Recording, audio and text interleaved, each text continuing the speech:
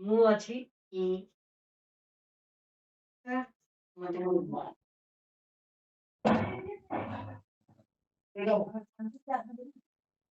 ନୂଆ ବର୍ଷକୁ ଏ ଶାଢୀଟା ମୋ ପାଇଁକି ଆଣିଥିଲେ।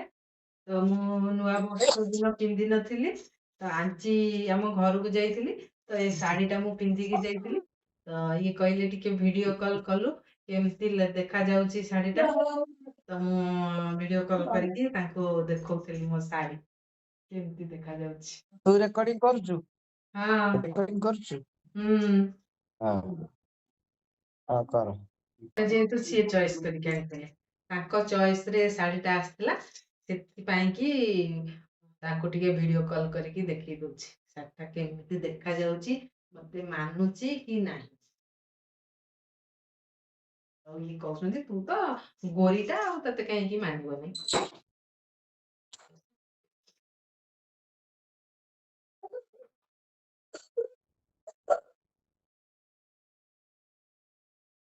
ପୁରା ମ୍ୟାଚିଂ ଶାଢୀ ସହିତ ଚୁଡ଼ି ବି ମ୍ୟାଚିଂ। ସାଉଣ୍ଡ ଆସୁଥିବ କି ନାହିଁ କେଜାଣି।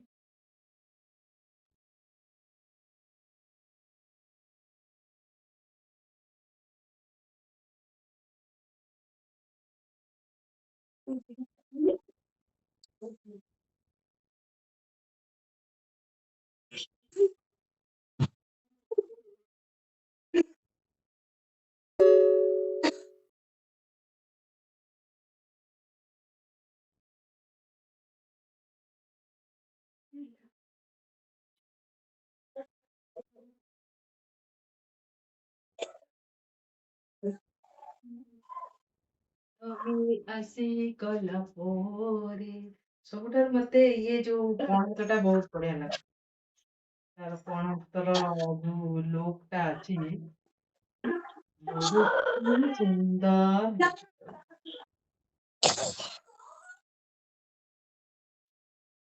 ସମସ୍ତେ କହୁଛନ୍ତି ସେ ଶାଢୀଟାରୁ ଏଇ ଶାଢୀଟା ଭଲ ଦେଖାଯାଉଛି।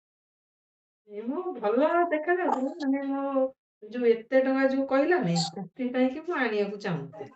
ନହେଲେ ମୁଁ ମାନେ ଆଗେ ପଇସା ଦେଖେ ନାହିଁ, ଜିନିଷ ଦେଖେ। ଜିନିଷ ଯୋଉଟା ଚଏସ୍ ହେଇଗଲା ମୁଁ ପଇସା ଦେଖେ ନାହିଁ, କେତେ ଟଙ୍କା ହେଇଥାଉ ନେଇ ଆସେ। ବର୍ତ୍ତମାନ ଯେହେତୁ ମୋ ସ୍ୱାମୀ ପଇସା, ମୁଁ ଜିନିଷ ଦେଖିବି, ପଇସା ବି ଦେଖିବି। ଦିଟା ଯାକ ଦେଖିଲା ବେଳକୁ ମୁଁ ଚଏସ୍ କରିପାରୁନି, କନଫ୍ୟୁଜ୍ ହେଇଯାଉଛି। ଯୋଉଟାକ ରେଟ୍ ଅଧିକା ହେଇଯାଉଛି, ଏଇଟା ଏତେ ଟଙ୍କା ଚଏସ୍ ହଉଛି କିନ୍ତୁ ଏତେ ଟଙ୍କା ନେବି ନାହିଁ। କିନ୍ତୁ ମୋ ସ୍ୱାମୀ ଏତେ ସୁଇଟ୍,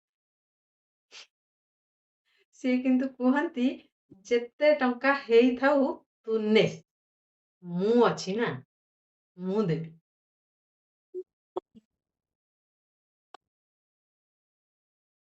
ମୋ ସ୍ୱାମୀ ଖଣ୍ଡେ ପାଇଛି ମୁଁ ଆଉ।